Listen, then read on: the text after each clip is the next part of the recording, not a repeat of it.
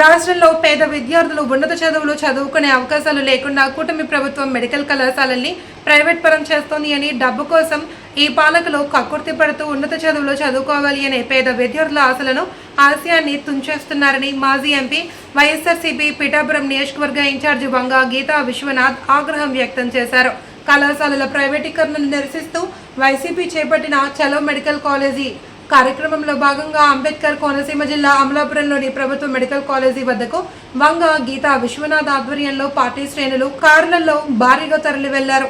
ఈ సందర్భంగా వంగ గీతా విశ్వనాథ్ మీడియాతో మాట్లాడుతూ రాష్ట్రంలో భారీగా మెడికల్ కళాశాలల్ని తీసుకువచ్చిన ఘనత జగన్మోహన్ రెడ్డి ప్రభుత్వానిదేనని, ఈ కూటమి ప్రభుత్వం మెడికల్ కళాశాలల ప్రైవేటీకరణను జీవోను తక్షణమే రద్దు చేసి కళాశాలలను ప్రభుత్వమే నిర్వహించాలి అని కోరారు. ఈ కార్యక్రమంలో రావుల మాధవరావు, గండేపల్లి బాబీ, వర్ధినేని సుజాత, శ్రీనివాస్, జ్యోతుల బాబులు, తలశెట్టి వెంకటేశ్వరరావు తదితరులు పాల్గొన్నారు. జరిగింది.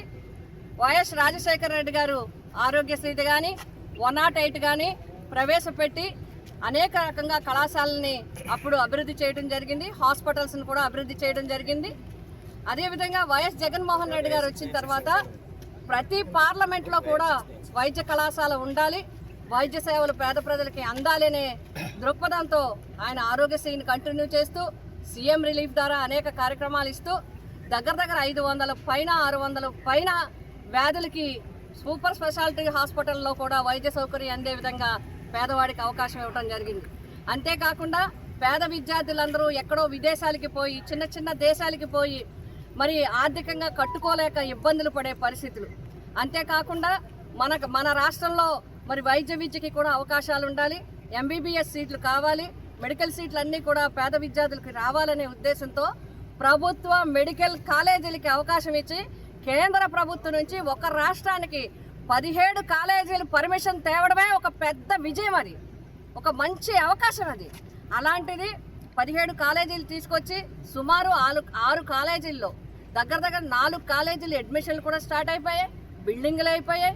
పులివెందులు అయితే పర్మిషన్ ఇస్తే ఈ ప్రభుత్వం వద్దని చెప్తుంది అడ్మిషన్స్ పర్మిషన్ ఇస్తే. అంతేకాకుండా మిగతా కళాశాలలన్నీ కూడా వివిధ దశల్లో నిర్మాణాల్లో ఉన్నాయి. ఉన్నతే ప్రభుత్వం ఏం చెప్పారు, వచ్చేటప్పుడు మీరెవ్వరూ కూడా ఇబ్బంది పడద్దు, మేము సంపద సృష్టిస్తాం, మేము అన్నీ కూడా చేస్తాం, ప్రజలన్నికి ఇస్తామని చెప్పి ఇప్పుడేం చెప్తున్నారు, కళాశాలలు ప్రైవేటుకి ఇస్తాం, అన్నీ కూడా ప్రైవేటుకరణకి ఇచ్చేయడానికి 66 సంవత్సరాలకి ఈ ఉన్న 50 ఎకరాల నుంచి 100 నుంచి 50 ఎకరాల వరకు ప్రతి కళాశాలకు ఉంటే 100 రూపాయల లీజుతో ప్రైవేటుకి కట్టబెట్టడానికి ఈ ప్రభుత్వం చూస్తుంది. ఇది తీవ్రంగా వైఎస్ఆర్సీపీ పార్టీ నిరసన వ్యక్తం చేస్తుంది.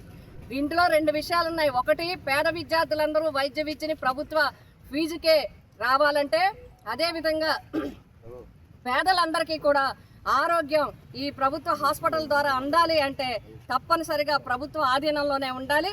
ఖచ్చితంగా జీవో ఏదైతే ఇచ్చిందో ఈ కూటమి ప్రభుత్వం దాన్ని తక్షణం రద్దు చేసుకుని ఈ కళాశాలల నిర్మాణం చేపట్టి పేద విద్యార్థులకి వైద్య విద్యకి అందించాలని చెప్పి వైఎస్ఆర్సీపీ పిఠాపురం నియోజకవర్గం తరఫున ఈరోజు అమలాపురం కాలేజీ దగ్గర మా నిరసన అందరినీ వ్యక్తం చేయడానికి ఈరోజు అక్కడికి వెళ్ళి అక్కడ పార్టిసిపేట్ చేయడం జరుగుతుంది.